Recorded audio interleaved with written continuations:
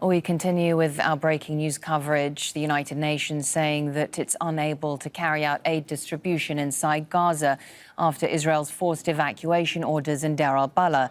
The UN's had to evacuate its main operations centre in Deir al Balah in central Gaza.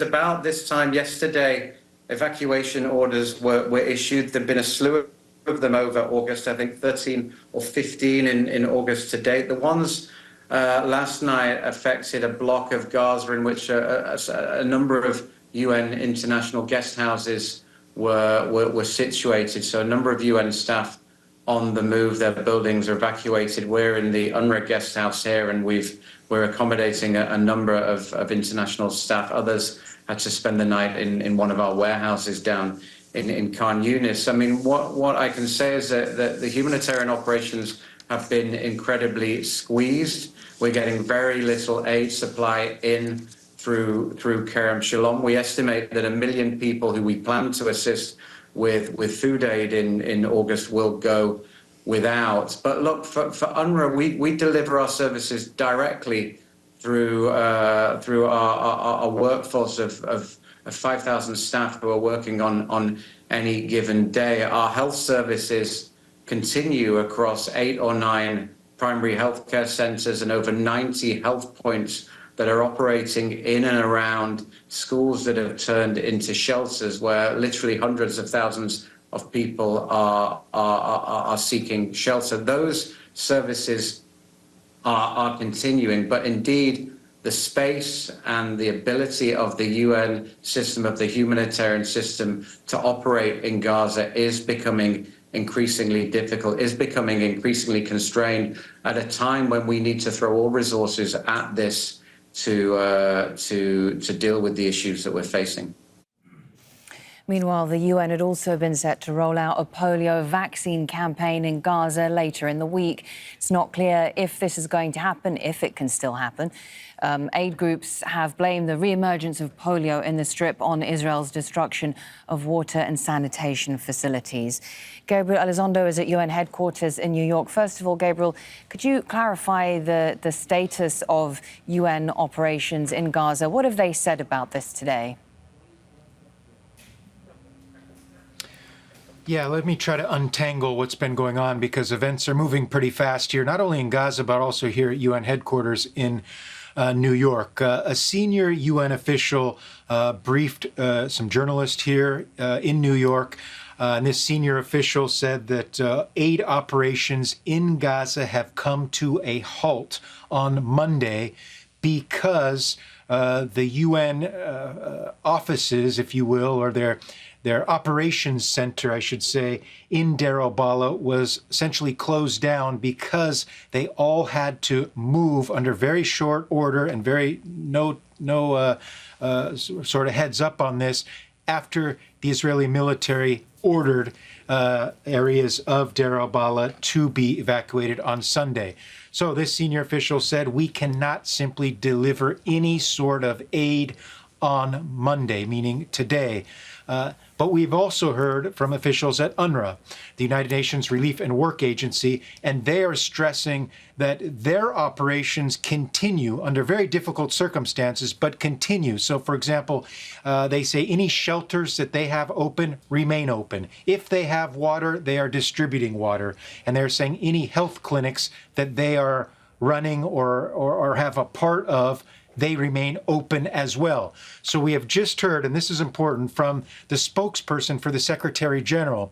And he was asked just a few minutes ago in his briefing, and I'm monitoring it closely, give us some clarification. And he basically said this: the UN right now does not have the ability to go seek out people that need help. The UN right now is not able to facilitate any distribution of any aid right now. He was sort of reaffirming what another senior UN official told us. Essentially, aid operations in that regard have shut down on Monday. It's unclear when they might resume again. But any place like UNRWA that has anything already established, they can continue their work.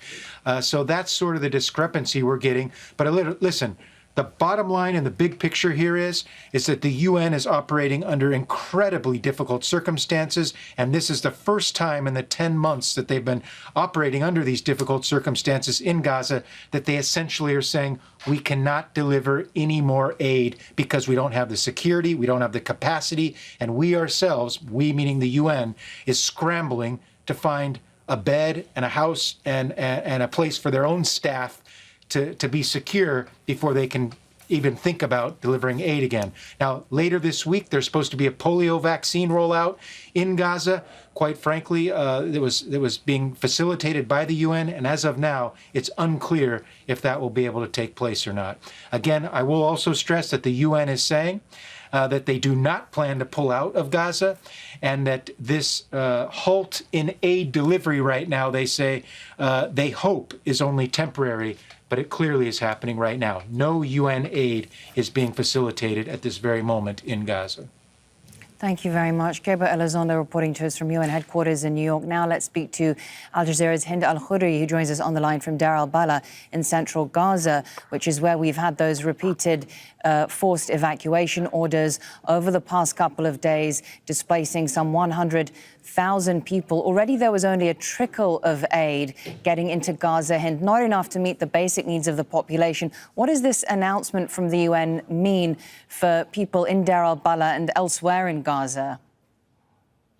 Exactly, Mariam. The situation was already devastating. There was a little bit of aid entering the Gaza Strip, and the UN agencies and other humanitarian agencies were trying their best to distribute this aid to as much people as possible. And we know that all the population of the Gaza Strip now, from the north to the south, completely rely on food assistance by humanitarian organizations. But what we need to know is it's not only the Palestinians that are on the move. Now, even UN agencies and humanitarian workers are on the move and are displaced. Warehouses are in danger zones. Distribution points are also in danger zones. And even humanitarian organizations did not even have a time to get an alternative. They were scattered in different guest houses and in different warehouses. And not only them, but also the Palestinians. They're scattered on the streets. They do not know where to go to. And we're seeing people right now on the streets not knowing where to go, because wherever you go, it's overrun with people and it's packed with people.